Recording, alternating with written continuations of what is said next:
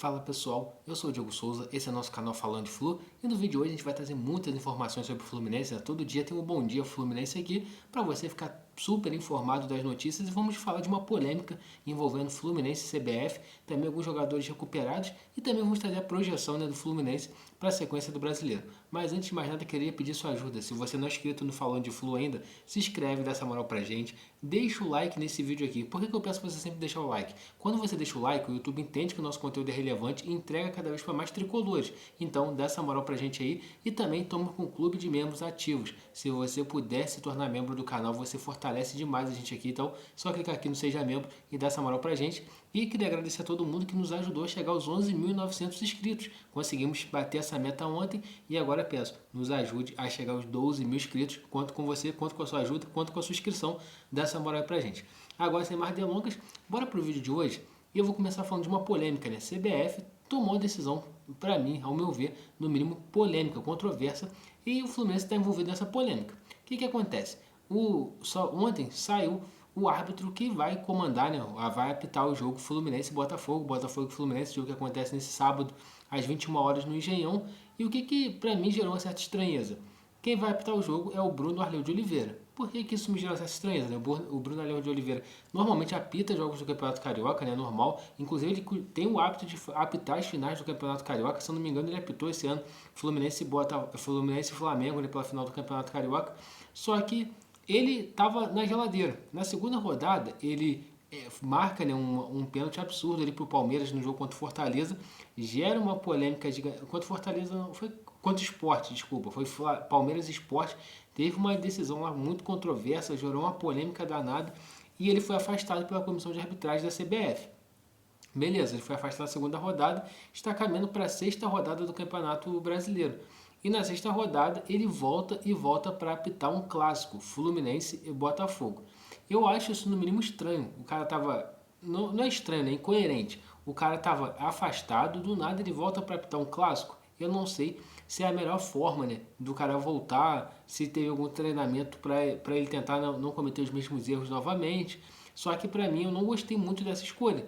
Basta a gente lembrar no último jogo, Fluminense e Vitória, que o Fluminense foi prejudicado pela arbitragem. Teve um pênalti claríssimo em cima do John Arias, eles não deram o pênalti e depois a comissão de arbitragem da CBF julgou que o lance realmente não era para pênalti, que o VAR acertou, que o árbitro de campo acertou, mas todo mundo consegue ver que no lance, né, a camisa do Arias sendo puxada e tudo. Então o Bruno Arleu de Oliveira volta nesse jogo. Eu acredito que isso no mínimo vai gerar, se qualquer erro para qualquer um dos dois lados, vai gerar alguma polêmica. Né? O cara tava afastado, volta já para apitar um clássico. Por mais que ele apite o Campeonato Carioca com frequência, eu não sei se foi a melhor atitude da CBF. E isso com certeza vai gerar reclamação, né, do lado do Fluminense, pode gerar reclamação do lado do Botafogo, porque não é a conduta correta, ao meu ver, essa que a CBF adotou. Podia botar para apitar talvez um jogo com uma repercussão menor, um jogo que não fosse um clássico. Não, o cara já volta apitando um clássico e para mim, nesse ponto, a CBF erra e erra feio. Né? A comissão de arbitragem da CBF vem errando com frequência. Né? A arbitragem no Brasil realmente é fraca, falta treinamento, falta muita coisa para a arbitragem no Brasil e enquanto isso a gente vai continuar vendo esses erros que a gente vê rodada após rodada. Por quê? Não é que os caras, ao meu ver, são mal intencionados, é que realmente falta qualidade, falta profissionalismo, falta treinamento, falta tudo para ter uma arbitragem que faça o Campeonato Brasileiro ter menos erros. Né? Então, esse deixa eu aqui, né, meu registro sobre a questão da arbitragem e com certeza isso daí vai gerar chiadeira nessa sexta-feira. Pode escrever que no vídeo que a gente for lançar à tarde, se não vai ter alguma reclamação de algum dos dois lados ou dos dois lados sobre o Bruno Arleu de Oliveira apitar esse jogo. Agora vamos para notícias boas, né?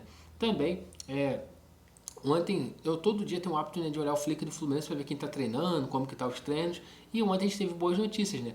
A gente viu o Riquelme e o Felipe treinando no campo, viu o Guga treinando no campo, o Fuentes a gente já sabia que vinha treinando no campo. Então, com esses jogadores todos, a gente também tem informação que o Isaac, moleque da base, também já está se recuperando dessa lesão no joelho, já está fazendo a transição na parte física.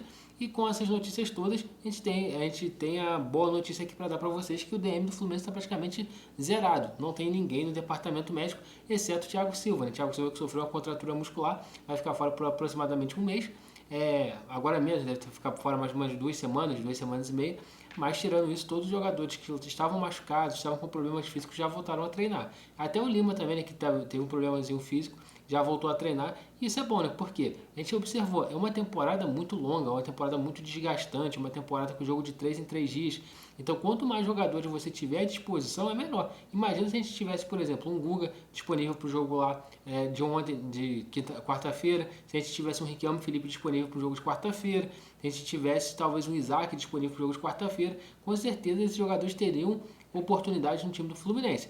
Não é que o Júlio Fidelis jogou mal, não, tá? Mas é porque a experiência do Guga, a vivência desses jogos é muito maior do que a do Júlio Fidelis, que fez sua estreia no profissional do Fluminense, tá entendendo? Então isso daí agrega ao time do Fluminense para poder, de fato, né, não tropeçar contra times igual o União Espanhola, porque eu já falei, o nível do União Espanhola era fraco, o time do Fluminense tinha que ter vencido aquele jogo, e isso pode cobrar um preço alto lá na frente. Mas eu acredito que a gente vai conseguir classificar ainda mesmo assim com tranquilidade, ainda somos líderes do grupo, mas essa notícia eu acho que é uma boa notícia desses jogadores todos estarem recuperados e voltar a ficar à disposição do treinador Renato Gaúcho. Eu só acho que eles não jogam nessa rodada ainda, né? Há uma preocupação do Fluminense principalmente com o Gabriel Fuentes devido ao gramado do Engenhão ser sintético. Então talvez o Gabriel Fuentes só deve voltar para o próximo jogo do Brasileiro contra o Sport, no próximo sábado, né? E eu acho também que ele vai ter que brigar por vaga. Na minha concepção, o Renato vai fazer a manutenção do René na lateral esquerda ali e o Gabriel Fuentes vai ter que disputar a posição. Mas a gente pode falar mais disso no próximo vídeo, né? Quem está brigando por posição com quem. Mas eu acho que o Gabriel Fuentes vai ter que mostrar serviço para o professor Renato se quiser retomar sua titularidade no time do Fluminense. E para estar fechando esse vídeo também, vamos falar um pouquinho da sequência do Fluminense no Campeonato Brasileiro. Por quê? Eu estou tentando dividir a participação do Fluminense no Brasileiro de 4 em 4 jogos. Igual, por exemplo, a gente fez a análise de Fluminense e Red Bull Bragantino, Fluminense e Santos, Fluminense e Corinthians e Fluminense e Vitória. Qual que era a nossa projeção para esses jogos do Fluminense? Que o Fluminense conseguisse, de 12 pontos disputados, somar pelo menos 9 ou 10. Por quê? A gente imaginava que na Arena Corinthians fosse rolar um empate, porque jogar lá é muito difícil e tudo mais. O Fluminense, surpreendentemente, conseguiu fazer 9 pontos dos 9 disputados, e quando a gente pensou que ia fechar a sequência com chave de ouro vencendo o Vitória no Maracanã, o Fluminense cede um empate para o Vitória no último lance do jogo e cai dentro da nossa projeção, né? 10 pontos em 4 jogos, projeção para mim muito boa. O Fluminense conseguiu atingir um resultado muito bom, ao meu ver, tá? Claro, a gente acabou trocando os 2 pontos que eu não contava muito dentro da Neoquímica Arena pelos 2 pontos que a gente tinha que ter ganho no Maracanã. Então, a gente acabou que não somou pontos acima do projetado nessa primeiro ciclo de 4 rodadas. Agora, nas próximas 4 rodadas, o Fluminense tem 3 jogos fora de casa e 1 jogo em casa. A gente já falou aqui várias vezes no canal, o Fluminense joga contra o Botafogo no Engenhão, sábado, joga contra o Sport em casa no outro sábado, depois joga contra o Atlético Mineiro fora de casa no outro domingo e depois fecha a sequência contra o Juventude fora de casa também. Qual que é a minha projeção para o Fluminense somar de pontos nesses próximos 12 disputados? Eu acho que uma pontuação ideal para o Fluminense seria, sem ter delírio coletivo, saber como que tem que ser, né? Jogo a jogo. Esse jogo contra o Botafogo ganha um contorno meio que de decisão para o Fluminense. Por quê? O Fluminense poupou os titulares, não levou nenhum treinador para acabar e quebrar uma sequência, né, de 7 derrotas consecutivas para o Botafogo. Então eu vejo o Fluminense tendo meio que uma obrigação em vencer o Botafogo no sábado. Isso para mim é muito claro. Então eu acho que o Fluminense tem que vencer o Botafogo no sábado, soma 3 pontos. Depois vai pegar o Sport em casa, tem obrigação de vencer o Sport em casa, soma 6 pontos nessa sequência. Depois sai para pegar o Galo fora de casa, o Atlético Mineiro lá em Belo Horizonte. Esse jogo eu acredito que possa ser o jogo do descarte. Se o Fluminense somar um pontinho ali, tá excelente, tá? Então eu projetaria um empate do Fluminense. Até uma derrota eu acho que pode acontecer lá em Belo Horizonte. Mas vamos fechar tipo assim, não vamos contar com esses pontos lá de Belo Horizonte. E depois o Fluminense enfrenta o Juventude no Alfredo Jaconi. Aí tem que vencer. Então a minha projeção para os próximos 4 jogos do Fluminense, de 12 pontos disputados, é o Fluminense somando no mínimo 9.